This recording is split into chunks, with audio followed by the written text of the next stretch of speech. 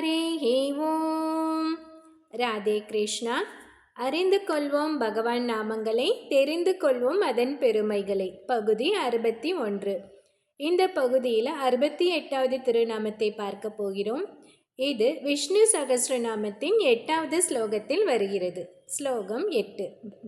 ஈஷானः பிராணதः பிராணோ ஜேஷ்டஸ்ரேஷ்டஸ் பிரஜாபதிः हिरण्यगर्भो भूगर्भो माधवो मधुसूदनः. 68வது திருநாமம். ஓம் ஜேஷ்டாய நமக. Older than தி oldest, மிகவும் மூத்தவர், பெருமை மிக்கவர். இதை வேதங்களின் ஒரு பகுதியில் இருந்து பார்க்கலாம்.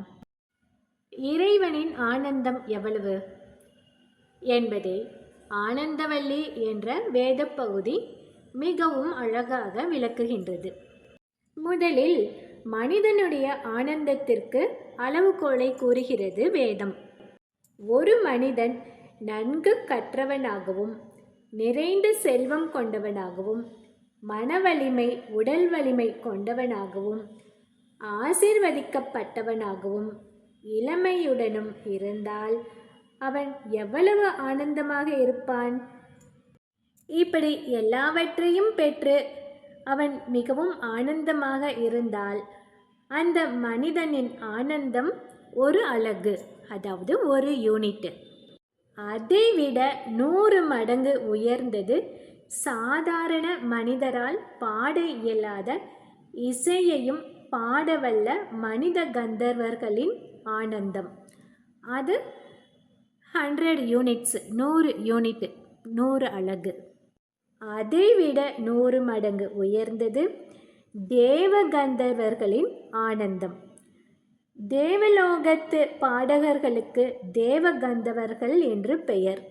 அதாவது மனித கந்தர்வர்களுக்கு 100 யூனிட் என்றால் தேவ கந்தர்வர்களுக்கு 10,000 யூனிட்.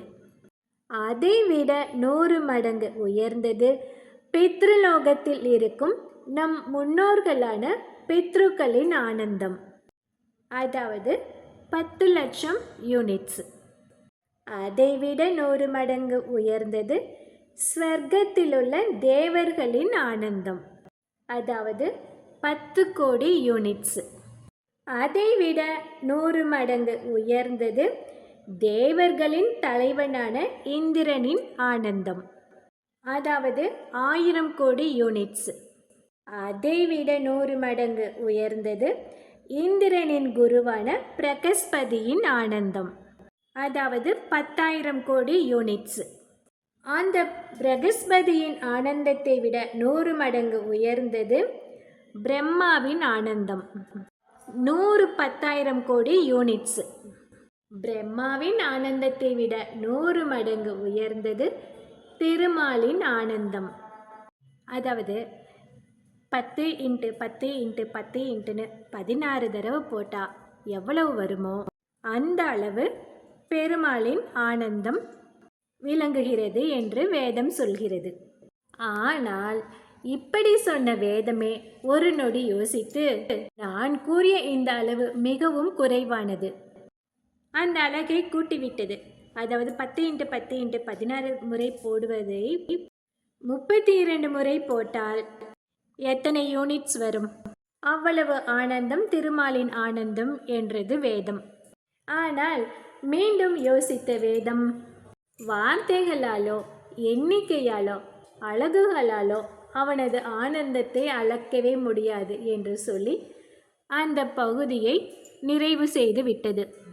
எனவே திருமாலின் ஆனந்தத்தின் அளவு என்ன என்பதை வேதத்தால் கூட முழுமையாக கூற முடியவில்லை.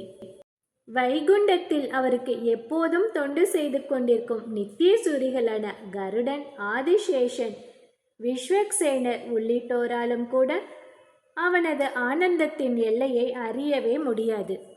இதை நம்மாழ்வார் திருவாய்மொழியில் 1ஆம் பத்தில் 6ஆம் திருவாய்மொழியில் 4வது பாசுரத்தில் என்ன சொல்கிறார் என்று பார்க்கலாமா?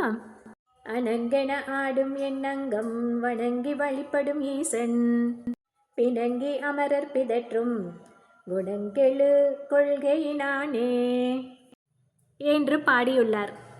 அதாவது வானோர் இறைவனது பெருமைகளை கூற ஒருவருக்கொருவர் போட்டியிட்டு பிணங்கி பிதற்றுவர்.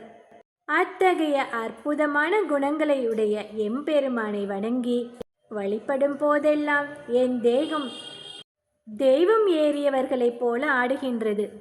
அதாவது சாமி வந்தவர்களைப் போன்று ஆடுகிறதாம். எவ்வளவு விவாதம் செய்தாலும் அவர்களாலும் அவனது குணங்களின் மேன்மை இன்னது என்று நிர்ணயிக்க இயலாது. இப்படி வாக்குக்கும் மனத்துக்கும் எட்டாத குணங்களுடைய மேன்மை மிக்கவராக விளங்குவதால் திருமால் ஜேஷ்ட என்று அழைக்கப்படுகிறார். இந்த 68வது திருநாமத்தை நாம் தினமும் சொல்லி வந்தால் நீங்காத ஆனந்தத்தை திருமால் நமக்கு வழங்குவார். இது 68வது திருநாமம். அடுத்து 69வது திருநாமம் ஓம் ஸ்ரேஷ்டாய நமக. இதை அடுத்த பகுதியில் பார்க்கலாம். ஹரி ஓம்.